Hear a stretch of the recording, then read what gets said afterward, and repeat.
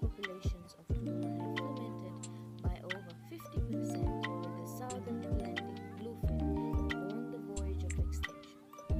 These are just a couple of many examples. Overfishing is happening all over the world. How did this happen? When some people think of fishing, they imagine relaxing in a boat and patiently reeling in the day's catch.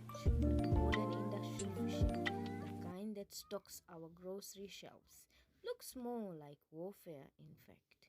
The technologies they employ were developed for war. Radar, sonar, helicopters are all used to guide military ships towards the winding schools of fish. Long lines with hundreds of hooks or huge nets round up massive amounts of fish, along with other species like seabirds, turtles, and dolphins. And fish are hauled up into giant boats complete with on-board flash freezing and processing facilities. All of these technologies have enabled us to catch fish at greater depths and further out at sea than ever before. And as the distance and depth of fishing have expanded, so has the variety of species we target. Consumer taste and prices can also have harmful effects. For example, shark fin soup is considered such a delicacy in China and Vietnam that the fin has become the most profitable part of the shark.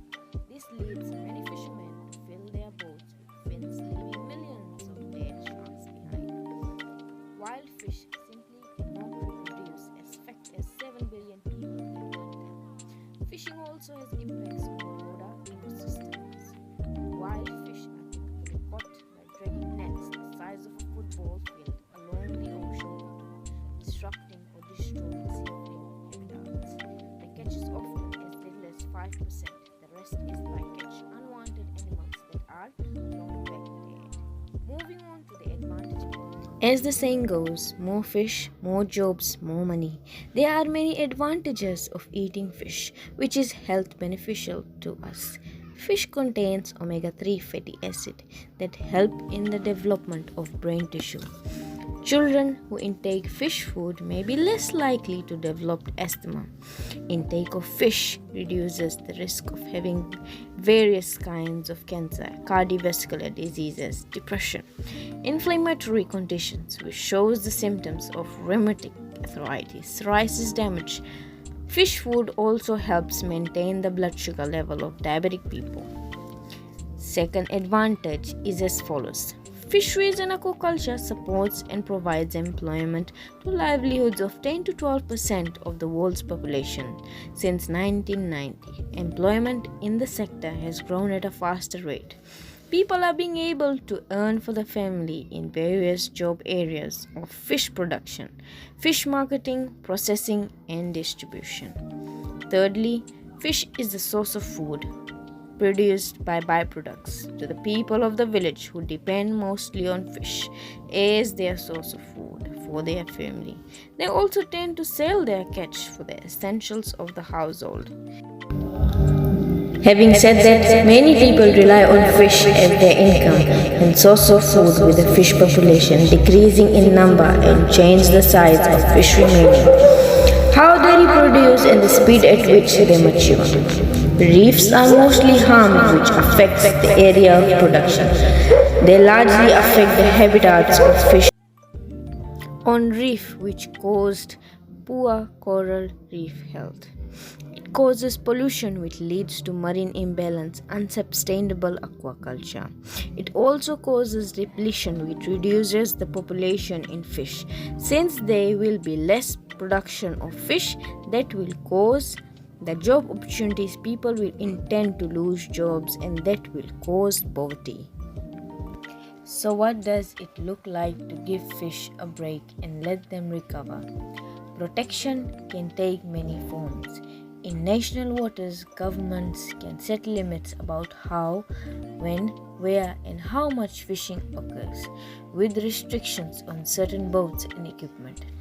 Harmful practices such as bottom trawling can be banned altogether, and we can establish marine reserves closed to all fishing to help ecosystems restore themselves.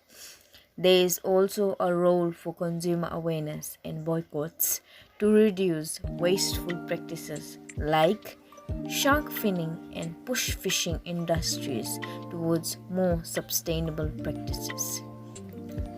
Past interventions have successfully helped depleted fish populations recover. There are many solutions. The best approach for each fishery must be considered based on science, respect for the local communities that rely on the ocean, and for the fish as wild animals, and then the rule must be enforced. International corroboration is often needed too, because fish don't care about our borders. We need to end overfishing. Ecosystems, food security, job economics, and coastal cultures all depend on it. Another way to conserve our fisheries is to practice catch and release technique. Fisheries management consists of a critical element, which is catch and release, where the undersized fish are thrown back into the sea to mature. As a responsible fisherman, one should practice to let go of the little ones to stop extinction of a particular species. Educating everyone and sharing the word of fish conservation. For example, holding awareness campaigns and educating children from primary schools and making them fully aware of how to conserve some species and that some have extincted due to such practice. And as being youths of our nation, they should start maintaining the marine ecosystem. They will soon experience imbalance in the ecosystem, which will cause a lot of disruption in the livelihoods.